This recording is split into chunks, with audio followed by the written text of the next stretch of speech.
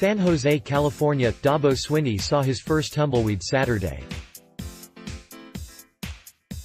It was an exciting moment. We're coming down the road on a bus, and this huge, ball of sticks, just comes right at the bus, the Clemson coach said at the College Football Playoff Championship Game Media Day.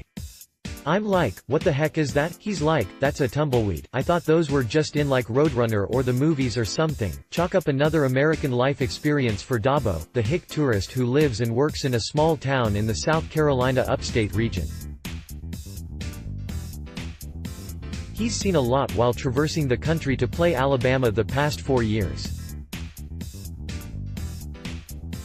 Clemson and the Crimson Tide have met in Arizona, look, a cactus, Tampa, those palm trees are pretty, and New Orleans, what's the deal with the beads? Now the Bay Area. While the education of Dabo Swinney is a positive aspect of this ongoing series, Clemson-Bama IV has not exactly been well received around much of the nation.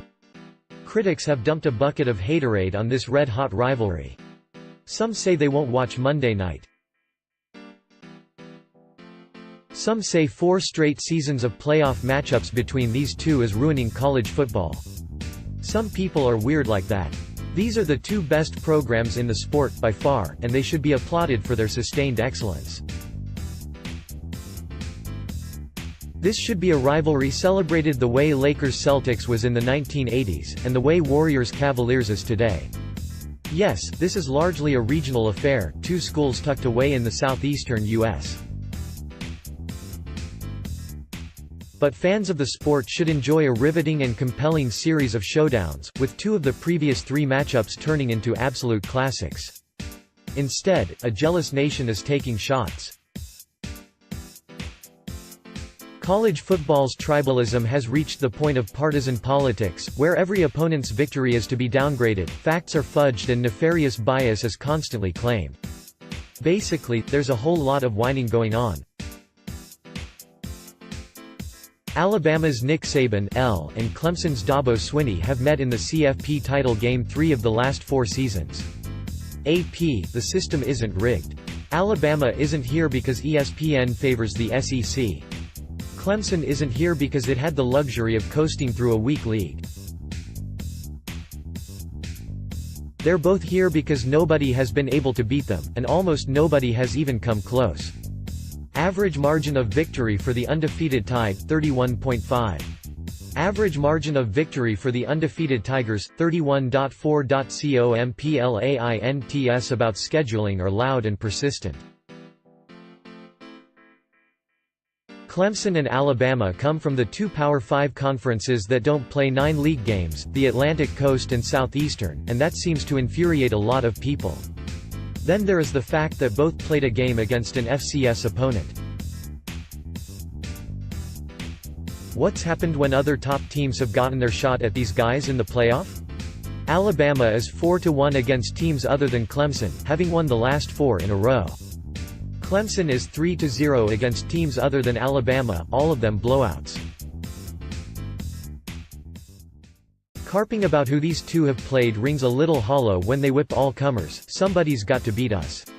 Alabama safety Deontay Thompson said of both teams, "We're the best every year. We're at the top for a reason." It's true that the Tigers have played what the Sagarin ratings consider the easiest schedule of anyone in the CFP rankings top 10. But Notre Dame had a chance to expose a team that came out of an underwhelming league, and the Fighting Irish lost by 27 in the Cotton Bowl. Alabama's schedule is 5th hardest of the CFP top 10, not as difficult as the slate played by Georgia, Oklahoma, Washington and Michigan, more difficult than that of Florida, Notre Dame, Ohio State, Clemson and Central Florida. If people think Nick Saban's team had it easy by not playing a true road non-conference game or by playing Citadel in mid-November, they're overlooking the fact that the Tide dominated the nation's toughest conference. Oklahoma played a tougher schedule than Alabama. Oklahoma also trailed Alabama 28-0 early in the second quarter of the Orange Bowl and never for a single moment had a realistic chance to win. So instead of complaining, here's what other programs need to do: get better. Hire better, recruit better, develop better, strategize better. Take your operation up to meet the industry leaders. Get aligned. That's a buzzword you hear from both Alabama and Clemson staff. The administration is all in on football, the athletic department is all in on football, and the coaches have everything they could possibly need to succeed. They have all the facilities, all the staff, all the budget necessary. Their recruiting operations are massive and smart. They use technology to their advantage in scouting both prospects and opponents. They don't leave much of anything to chance. If you consider some of their expense on football glory to be excessive, well, you might be right. Being good at college football has always entailed a willingness to lose perspective, to make the sport too big and too important at the expense of academic mission. But there are a lot of schools cutting corners and making Faustian bargains without being as good as Clemson and Bama. Georgia and Ohio State and Oklahoma aren't exactly in a position to turn up their nose and tut-tut the two programs they can't beat. They're every bit as much a part of the football industrial complex as the Tigers and the Tide. People aren't really appreciating what's going on right now, said Clemson safety Tanner Muse. But I think in 10 or 20 years, people will say, wow, those were the golden days watching those two Goliaths go back and forth. Muse is right. Don't hate, appreciate. A high-level rivalry like Clemson-Alabama is one for the history books, not something to be diminished due to jealousy. I think that this is the way it should be, Swinney said.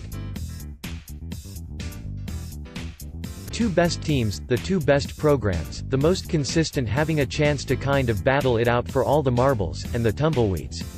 More from Yahoo Sports. Ford, college football playoff teams show how scoring has supplanted defense as the way to win. Thamel, how Saban's evolution changed Alabama. Bromberg, how the combo of high school offenses and 7-on-7 changed football forever. Wetzel, ticket prices plummet for college football title game.